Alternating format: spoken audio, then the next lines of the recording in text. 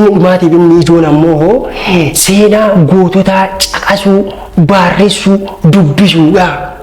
Loltoonni yookiin ammoo raayyaa ittisa biyyaa keessatti argiteetti yoo ta'e maaliif irra deddeebi'aniitiin seenaa goototaa loltoota sanniin himu, leenji'oota sanniin himu?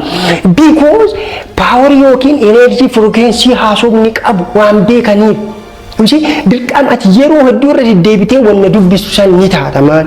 Wanni ati irra deddeebitee dubbistu sammuu kan kee keessatti, subconscious mind kan kee keessatti yookiin sammuu kan kee, kutaa sammuu kan keetii san dammaqne keessatti dandeettii imeejii uumuu qaba. Kanaaf yeroo hedduu irra deddeebiiti ilma dhiirummaa irraa gaaddidduu ilma dhiirummaa keessaa baateetiin dhiira dhugaa ta'uu yoo barbaaddeef yeroo hedduu irra deddeebiiti seenaa goototaa dubbisi.